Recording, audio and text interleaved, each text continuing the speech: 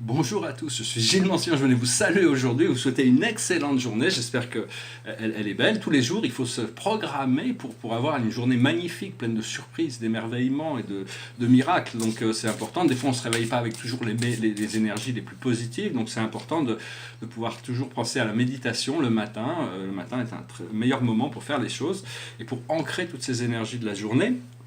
Alors nous sommes dans l'énergie du solstice, c'est-à-dire les choses sont en équilibre et il y a 3 grandes éclipses qui arrivent qui devraient nous aider à éliminer toutes sortes de vieilles énergies cosmiques, des sortes de débris cosmiques, des choses karmiques, des choses dont on n'a plus besoin. Donc il faut apprendre, faut comprendre et essayer d'accepter le fait que tout ce qu'on a, on a lutté avec énormément de détermination pour se débarrasser pendant toutes ces choses qui nous empêchent, qu'on sait qui ne sont pas bonnes pour nous, vont pouvoir s'éliminer avec grâce et facilité. C'est beaucoup plus facile que ce qu'on peut le penser. Donc il faut accepter ça. Je vais tirer quelques cartes, bien que personnellement, j'ai plus vraiment besoin de l'oracle. Je sais que tous les signes sont là pour m'annoncer que il y a une accélération incroyable des choses dans ma vie personnelle et donc j'ai pas besoin de demander, d'être toujours dans le doute, de consulter l'oracle. Donc c'est plus pour le plaisir de le faire que je vais le faire aujourd'hui. Ça va être un oracle pour la journée. Et donc il faut en sortir du doute, savoir que tout est déjà prévu, tout est là, tout est... Donc je vais tirer 4 cartes avec le tarot des archanges. Et on a 3 cartes majeures. Alors, la première, c'est la plus haute sagesse pour nous, c'est le 8 de Gabriel. Elle vole dans le ciel avec tous ses oiseaux et il y a marqué activité débordante. Les résultats ne se font pas attendre. Communiquer est primordial. Donc c'est important de communiquer, c'est important de savoir que tout ce qu'on met en place, les choses arrivent. Au plus on est sûr de nous-mêmes, au plus sûr de l'univers, sûr de notre possibilité d'obtenir ce que l'on désire, au plus les choses arrivent rapidement. Ce que l'on doit comprendre, c'est la solution, c'est l'archange Zadkiel. Et ici, c'est le porteur d'eau, c'est celui qui... C'est le porteur d'eau, la réussite passe par le compromis, self-control et patience. Pardon et énergie curative. Donc c'est vraiment la carte de l'alchimie, le blending, l'harmonisation du masculin et du féminin pour arriver à l'état de neutralité, de piste, de paix complète, de point zéro, où toutes les choses peuvent s'arrêter et on se retrouve dans cette énergie qui n'est pas toujours facile.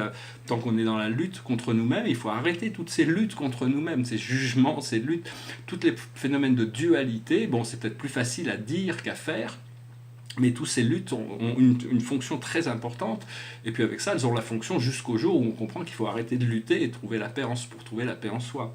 Et donc ne plus avoir de force d'opposition, ne plus être dualisé à l'intérieur de soi. Ce que l'on doit faire, c'est le nouvel angle, c'est l'archange Samuel. Une meilleure façon de faire, le temps de la réflexion, oser être différent. Donc même si ça peut paraître bizarre dans la société de se présenter comme quelqu'un de différent par rapport à nos pensées, par rapport à nos créations, par rapport à notre expression, c'est important de choisir quelque chose de nouveau, de toujours essayer d'évoluer avec le temps. Il n'y a pas de sagesse qui peut être définie dans des mots. La sagesse, ça dépend du moment. Donc il faut pouvoir remettre en question, remettre en cause nos croyances. Des fois, les choses, la vie nous présente quelque chose et tout d'un coup, on tourne sur l'opposé. Donc il faut apprendre à s'adapter, à vivre avec toutes ces transformations et essayer de trouver la sagesse dans les moments présents, tout en gardant un esprit ouvert. C'est le Dalai Lama qui disait « l'esprit, c'est comme un parapluie, beaucoup plus utile quand il est ouvert ». Donc garder l'esprit ouvert et être prêt à s'adapter aux situations comme elles se présentent pour arriver à bouger dans ce flot. Et le message général pour nous, c'est l'archange Raziel, la révélation. C'est la carte de l'ermite. Joie grâce à l'épanouissement spirituel, éclairer le chemin de quelqu'un, trouver les réponses à vos questions grâce à la méditation. Donc ici, c'est un vieux sage, c'est-à-dire c'est la lumière, c'est d'arriver à maintenir cette lumière, à on possède notre propre lumière, et c'est de ça sur lequel il faut compter, savoir que cette lumière est indestructible, elle est éternelle, elle est immortelle. C'est juste que tant qu'on n'a pas intégré cette lumière, il est difficile de pouvoir en profiter pleinement. Donc voilà, j'espère que ce message aura été intéressant pour vous. Il y a toutes sortes de choses merveilleuses qui se présentent, donc il faut être prêt pour tout ça. Le tableau derrière moi, c'est un tableau sur la divinité. C'est un tableau un peu plus récent qui était signé en 2004, qui représente les 7 grandes familles spirituelles. Et ce qui est intéressant sur ce tableau, c'est que j'ai pu prendre des photos à toutes les plans d'élaboration du tableau. À une époque, il y avait sur les réseaux sociaux, il y avait un site qui s'appelait MySpace, qui n'existe plus, donc ces réseaux sociaux, ça change au fur et à mesure que les temps évoluent.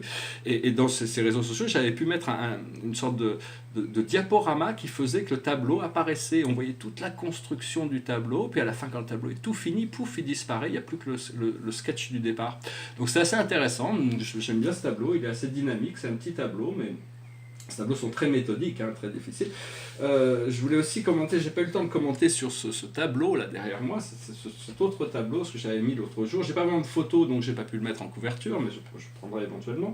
C'est un tableau qui s'appelle Orvonton, il est signé Gilles Mansillon, là en bas, et c'est une sorte de grande fleur, c'est-à-dire c'est notre super univers, l'organisation céleste de notre super galaxie qui est représentée ici, avec le monde central qui s'appelle Uversa. Et U majeur le premier, U majeur le 2, U majeur le 3, U majeur le 4, U majeur le 5. Nous sommes dans le cinquième partie de ce super univers, et puis il y a 10 parties essentielles, et ça représente, les centres représentent des grands centres célestes, c'est des sphères administratives, des sphères architecturales, qui ne sont pas évolutives, qui ont été créées par Dieu à l'origine de l'univers, c'est des sphères qui sont là pour administrer, c'est là où les êtres célestes vivent. Mais tout ça représente quelque chose de très élevé parce qu'il faut d'abord s'élever dans les plans de la matrice, après sortir de la matrice, dépasser tout ça, passer dans les mondes célestes au travers des sphères célestes de notre système, de notre constellation, de notre univers local, et on arrive aux sphères de notre univers, du super univers, qui sont la première sphère de notre univers, de notre super univers qu'on va traverser, c'est du grand centre du Sagittaire, qui est notre système qui s'appelle ENSA, le système, notre secteur mineur, et après on va pouvoir s'avancer vers le secteur majeur, une fois qu'on aura fait la graduation de toutes ces planètes. Pour ce qui est des secteurs majeurs, quand on fait notre ascension, on doit visiter les 10. Autant c'est pas le cas pour toutes les autres sphères célestes, mais là on doit visiter les 10. Et après on atteint Uversa, les planètes, d'abord les planètes qui sont autour d'Uversa, qui sont des écoles d'évolution spirituelle, et puis éventuellement on atteint Uversa, le monde central, au centre des galaxies. Malgré ce que tous les scientifiques peuvent dire, il n'y a que de l'amour, que de l'amour, de la lumière. C'est quelque chose d'absolument divin. Il n'y a pas ce monstre, ce trou noir monstrueux qui mange des étoiles. Tout ça, c'est des fantaisies de l'humain. De la conscience humaine. Bon, on doit regarder ça avec humour, il faut les laisser vivre leur vie et leurs croyances. Bon. Mais donc voilà, ce tableau, c'est un tableau de 2000, je ne sais pas si il est signé. Généralement, je mets des dates derrière parce que j'oublie quand je les ai finis, quand je les ai commencés. Donc, enfin bon, c'est un petit tableau. Je voulais aussi montrer quelques pastels parce que... bon, il y a ma peinture, mais depuis toujours, je fais des séries de 64 pastels qui plaisent beaucoup. C'est des dessins, donc j'en ai vendu beaucoup. J'ai réussi à garder une série complète que je vais publier dans mon livre de 64 pastels sur le hiking. Et donc ça montre un petit peu un effort de dessin, c'est pas du tout pareil. Et j'ai vendu beaucoup plus de pastels que de tableaux. Il y a des gens qui préfèrent mes pastels à mes tableaux. Alors j'en ai que 3 sous la main, j'en ai trouvé que 3 sous la main. Ça, c'est des anciennes séries. Alors, celui-là, c'est le numéro 7. Si on peut bien le voir. Ça représente toute une construction, puis il y a le sphinx là et le soleil qui vient. C'est le 7, c'est l'hexagramme numéro 7, c'est l'organisation de la force, ça s'appelle l'hexagramme de l'armée. Après ça ici, c'est un peu de la même série, c'est une série de quelle époque, je ne sais même plus, il faudra que je me renseigne. Ici c'est le numéro 12, c'est l'immobilisation.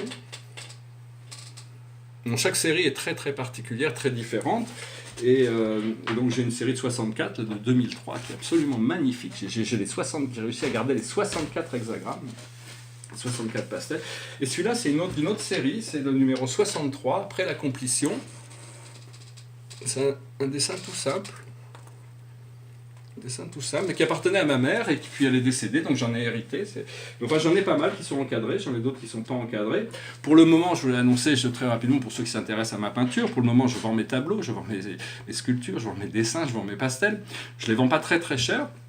Mais enfin, je suis obligé d'attendre que quelqu'un puisse quand même, je ne peux pas les brader, donc je ne peux plus vendre des tableaux pour quelques centaines d'euros. Par contre, bon, et puis dès que je peux commencer à mettre du marketing en place pour pouvoir me promouvoir correctement, je vais certainement rajouter au moins un 0 derrière. Mais pour le moment, mes dessins commencent à 200 euros, mes pastels commencent à 500 euros, mes œuvres sur papier commencent autour de 500-600 euros, et mes tableaux sur toile commencent à peu près autour de 1000 euros. Et puis bon, après ça dépend de la taille. Après, il y a certaines toiles que je ne suis pas prêt à me séparer pour le moment. Donc voilà, je vais finir avec une petite chanson qui m'était dans ma tête ce matin en me réveillant. C'est une chanson qui parle du côté illusoire du monde physique, c'est-à-dire la vie est un fleuve qui coule en permanence, mais le fleuve ne sera jamais la même. Tout ce qu'on a vécu ne reviendra jamais. Tout est en constante évolution et en réalité, rien n'est permanent. Nous sommes dans le samsara, dans les griffes de l'impermanence. C'est pour ça qu'il faut retourner à la lumière pour pouvoir découvrir cet état de permanence, de ce bien-être éternel. Donc c'est pour ça que je nous encourage tous à évoluer vers cette dimension, ce nirvana d'existence. C'est une chanson qui s'appelle Dust in the Wind. I close my eyes only for a moment and the moment's gone. All my dreams pass before my eyes, a curiosity, dust in the wind. All we are is dust in the wind. Same old song, just a drop of water in an endless sea. All we do crumbles to the ground, or we refuse to see.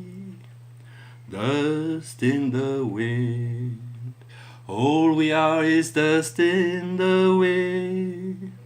Now don't hang on. Nothing lasts forever but the earth and sky. It sleeps away. And all your money won't another minute by. Dust in the wind. All we are is dust in the wind. Dust in the wind. Everything is dust in the wind. Voilà, je vous remercie. J'espère que vous avez trouvé ce message intéressant. Je reviendrai à vous prochainement. Et je vous remercie de me laisser un message pour me dire, pour commenter sur toutes ces choses. J'apprécie tout ça, bon, si vous le sentez, hein, bien sûr. Puis j'espère que cette entrée de l'été va pouvoir vous apporter une expérience merveilleuse et complètement ouverte. Il faut rester ouvert à toutes les possibilités pour recevoir le meilleur de ce qui est. Pas compromettre nos désirs, compromettre nos rêves, compromettre nos idéaux. C'est très important de rester, aussi longtemps que ça prendra, c'est important de continuer à cultiver son rêve. Voilà, je vous remercie, je vous souhaite une excellente journée. Namasté.